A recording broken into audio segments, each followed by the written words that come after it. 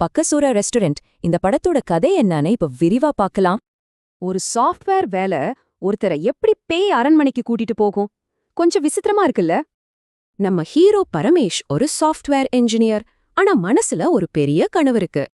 அவர் கூடவே அவரோட 4 ஃப்ரெண்ட்ஸும் இருக்காங்க. எல்லாருக்கும் ஒரே குறிக்கோள் தான். அவங்களோட அந்த பெரிய கனவு என்ன தெரியுமா? சொந்தமா ஒரு ரெஸ்டாரண்ட் ஆரம்பிக்கணும். ஆனா ஒரு பெரிய பிரச்சனை, அவங்க கிட்ட சுத்தமா பணமே இல்ல. சரி, பணம் சம்பாதிக்க இவங்க ஒரு புதுமையான ஐடியா போடுறாங்க. Plan simple. ஒரு கோஸ்ட் ஹண்டிங் யூடியூப் சேனல் ஆரம்பிச்சு பணம் சம்பாதிக்கிறது தான். அப்படி ஒரு பழைய அரண்மனையில ஷூட் பண்ணும்போது தான் கதை மொத்தமா மாறுது. அங்க அவங்க எதிர்பார்க்காத ஒரு மர்மமான சக்தி வாய்ந்த பொருள் கிடைக்குது. அது ஒரு பழைய புத்தகம். பேரு தந்திர சத்ரா. அதுல சக்தி வாய்ந்த மந்திரங்கள் இருக்கு. இத வச்சு சுலபமா பணக்காரர் ஆகிடலான்னு அதோட சக்திய பயன்படுத்த முடிவு பண்றாங்க. ஆனா அவங்க நினைச்சது ஒண்ணு, நடந்தது ஒண்ணு. பிளான் பயங்கரமா சொதப்பு. பணம் வரும்னு பார்த்தா அதுக்கு பதிலா ஒரு நிஜ பேய வரவழைச்சிட்டாங்க.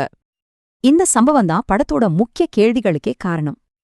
இப்போ கேள்வி என்னன்னா, அந்த பேய் அவங்கள காப்பாத்த வந்திருக்கா இல்ல அழிக்க வந்திருக்கா?